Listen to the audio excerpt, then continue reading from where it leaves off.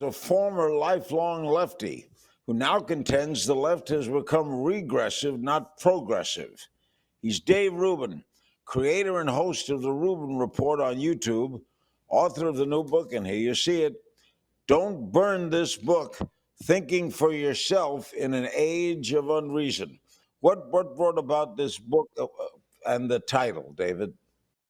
Yeah, well, first off, Larry, it's great to see you. I'm sad that we can't do this in person for now, but hopefully soon enough we'll be able to grab lunch.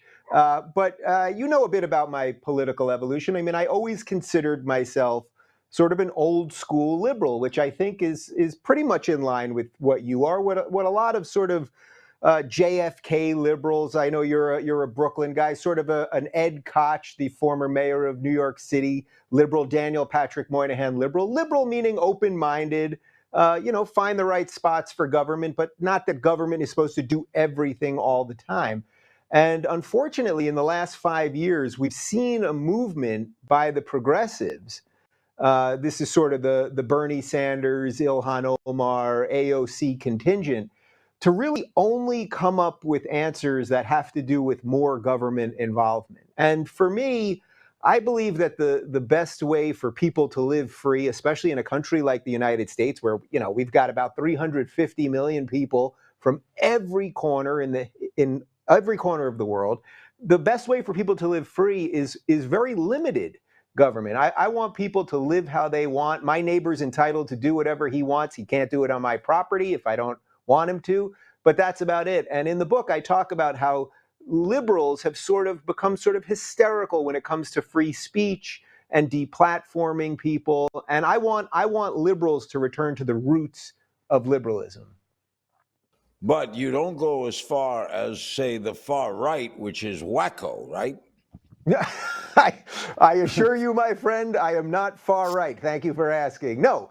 Well, ironically, there's really actually a connection between the far left and the far right, because the far left and the far right, they both are identitarian groups. So on the far right, we think of the KKK and white supremacists and something like that. And on the far left, they're collectivists, meaning they like to judge you based on the color of your skin or your immutable characteristics or your sexuality, meaning if you're gay, you should think a certain thing, or if you're black, you should think a certain thing. So those fringes actually are just that. They're fringes, but unfortunately they're pretty loud. And I think within an American context right now, the far left fringe has sort of really taken over the media establishment. But I assure you, I am not far right in any way. I do find actually that right now conservatives, and I'm talking about just general conservatives, do seem to be a little more open-minded than the lefties right now, which is a flip on things, because it wasn't always that way. What changed you? There were a few moments that changed me, and I go through a few of them in the book, but I'll tell you one very specifically. I was on the Young Turks network, and I know you've done some stuff with them. You did my show there a long time ago, and they were playing a clip of Fox News, and there's a guy by the name of David Webb, who you may know. He's a conservative commenter on Fox News, and he happens to be black. So he's a black conservative, and I just say he happens to be black because that's just part of who he is. We were watching a clip of him, and my co-hosts were all saying what a sellout he is, what an Uncle Tom he is, all of the worst things you could say about somebody just because he was a conservative that was black. And suddenly it hit me, because they didn't know that prior to working at the Young Turks, I had a show on Sirius XM radio, and I became good friends with David Webb, and I was a lefty and he was on the right, and we used to do shows together, and then we'd go out to dinner and have a couple whiskeys, and then we would just let it go. So I knew that this was a man who believed what he was saying. But what I saw coming from the left was, here was a black man who didn't believe what they felt a black man should believe. And they felt that then gave them the right to call him all the worst things in the world. And that's what I mean when I say that the far left, or the progressives now, have become collectivists. They want black people to think a very specific set of things. But that's not the type of things that, say, Larry Elder or Thomas Sowell or others would think. And they do this with a lot of identity groups. And it's counter to being human in many ways, Larry, because you don't represent all people born in Brooklyn or all white people or all talk show hosts. You represent Larry King, and I think that that's how most people want to think about themselves. How are you handling the coronavirus? And there's no left-right issue here, or is there? Well, I would say there's a secondary left-right issue here, but the first part, that we're all trapped in our houses, I said to you right before we went on air, I was a little ahead of the game because, as you know, I'm in my house right now, and my garage, you've been here, my garage is my studio. So as I watch, CNN anchors suddenly broadcasting out of their kitchens, I'm feeling pretty good about things. Look, I think that the secondary part, the left-right issue related to Corona, is coming in the next week or two, because as it seems that this wasn't as bad as the predictions thought, and that not as many people got sick, this is all great. And perhaps it's because of social distancing, perhaps it's because we've done some of the right things. So that's really wonderful. It doesn't mean that the virus wasn't scary. It doesn't mean that it's still not affecting especially older people. But now we have to get to the point where we decide to reopen the country. And, you and I are here in California, where we have a progressive mayor in LA and a progressive governor up in Sacramento. And I would say California and New York have very different problems than, say, Wyoming or Texas. I just heard a few minutes before we went on air that Texas is now going to reopen on April 30th. That's great. And that really has a lot to do with what I write about in the book, because we forget that we're supposed to be governed by rights. The governors should figure out what's best for their people, because Texas and Montana and, say, Colorado have different problems than, say, states that are in the New York metropolitan area, where they have a density of population. The other side, though, is if you open Texas up and you open Wyoming up, you're inviting more disease in. I mean, that's obvious. If everybody in Texas gathers tomorrow and goes to the parks and goes out and plays some ball in the stadiums, you're going to have more cold virus in Texas. Why come down on that side when you got a health problem that's pandemic?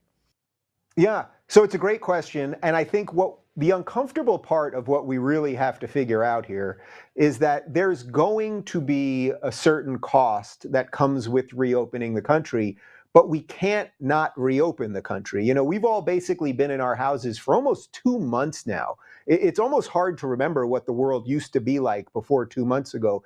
And I think my hope would be that when Abbott now opens Texas on April 30th, that he will tell people, try to be responsible, wear masks when you can, or socially distance when you can. And maybe they're going to limit the amount of people that can be in restaurants and things like that. But the alternative is just waiting forever. And, we now have over 20 million people that are unemployed.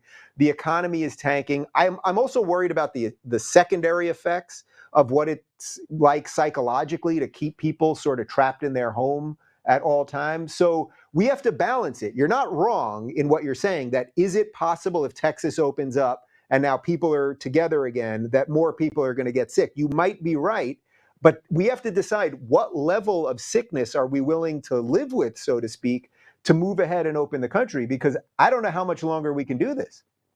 David, that sounds ridiculous. What level of sickness can we live with? Come on. You've got a worldwide we have to figure out what that level is. Caused this. But at whose risk? Yours or mine? It's okay if you die, right? No. Well, look, here's what we'd have to do. It would be on everybody to figure out what their tolerable risk is.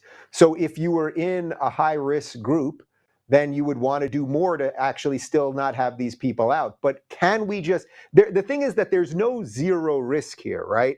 I mean, look, we could say to everybody, we're not going to open the country until we have a nationwide vaccine for this thing, which could not come perhaps for 2 years. I mean, we can't stay in our houses for 2 years. So I just want to be clear. I'm not for just reopening everything tomorrow and pretending that everything's great. But I think, unfortunately, we have to give the governors the maximum amount of flexibility to do it. And you hope that you've voted in some of the right people. Now, maybe we haven't voted in the right people, but that's also on us.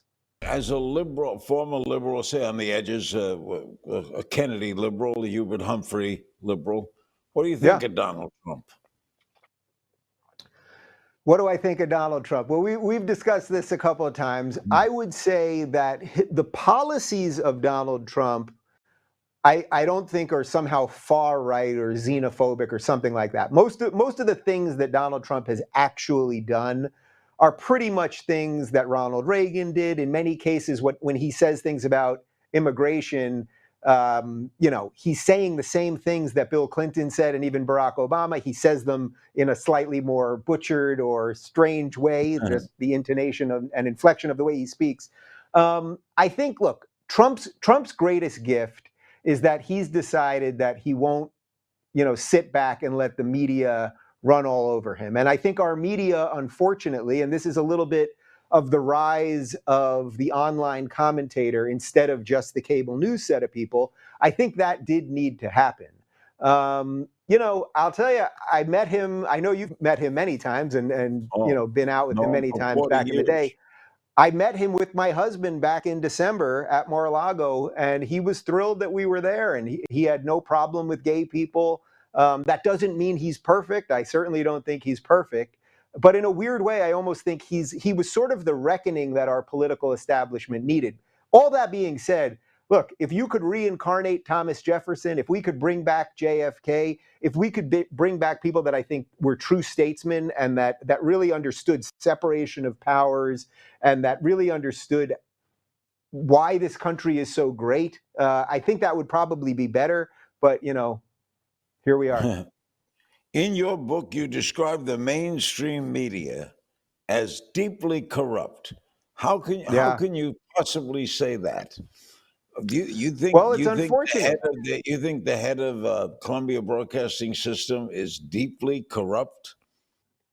What I think is that we've watched a media that largely is in bed with the Democrats decide what stories they cover and what stories they don't cover. So even right now, as we're taping this, there's an interesting story developing that has something to do with you. So we know about these allegations from Tara Reid, who's a former Joe Biden staffer from 25 plus years ago.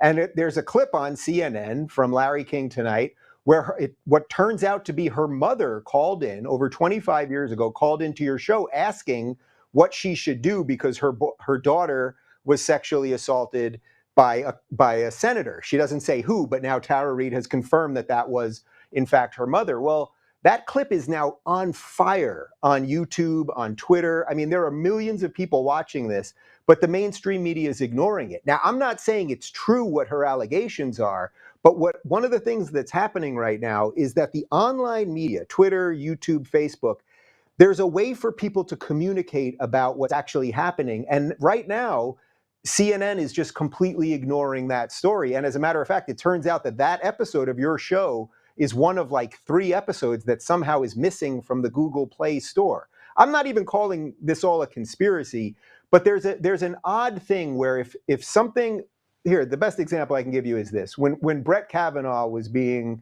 when his nomination process was happening for the Supreme Court, there were allegations that he had sexually assaulted at least one woman, but probably more.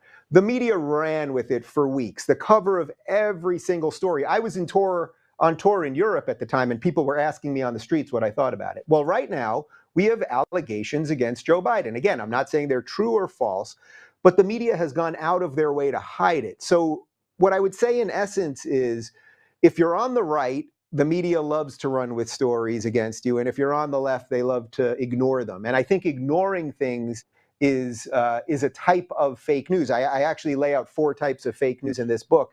And I think ignoring stories because of a political bias is actually a type of fake news. But to directly answer your question, I don't think everyone in mainstream media is corrupt and evil. Of course not. But I think by and large, there are too many journalists and I'm using air quotes, who are really activists, and they use anonymous sources who are often just their friend or their dog. And we need old school journalists. I want journalists. Where is Walter Cronkite? I mean, I want real journalists. Do you consider Fox News journalism? Do I consider Fox News journalism? Fox News is the outlier, I would say, on of the entire thing. So if everything sort of leans left, meaning MSNBC leans left, CNN leans left, most of the network cable news leans left, main network news leans left, I would say Fox is the outlier. So I don't think they're necessarily any more truthful in the other way, but they're just saying we lean right. They're just the one outlier on the other side. Okay, But I they can tell you are this. I on mean, the I other go on side. Fox News all the time, and they let me say whatever I want, and I'm on live, and I often disagree with the hosts, and it's not a problem. You know, in the limited time we have left, how do you see the election going? This is going to be a weird one. I mean, I think right now there's a huge problem related to Biden, which is very unfortunate. I think there are serious questions about his cognitive abilities, and that's a problem. I mean, that there's no doubt that that's a problem. I think that this new sexual assault allegation is also a problem. I also think that, when you compound coronavirus and that the states all won't exactly be open at the exact same time, and what happens if we get a sort of second rebound in November, and how are we going to actually go ahead and do the election, and what's the Democratic convention going to be like? But my general feeling is, if it's Biden as the nominee, if you're a Democrat, you have to understand you're probably not voting for Joe Biden. You're probably voting for the VP. In effect, I don't think he will be a 4-year president. I mean, I just don't see that happening. So I think everything's up in the air. I sense that short of an absolute economic collapse, which actually could happen, I hope it doesn't, I sense Trump probably gets reelected. Dave, as soon as you're out of your sanctuary and I'm out of mine, whenever they'll allow us out, we will meet on the street corner somewhere and go have lunch. Sounds like a friend. It's good to see you as always, Larry. Same here.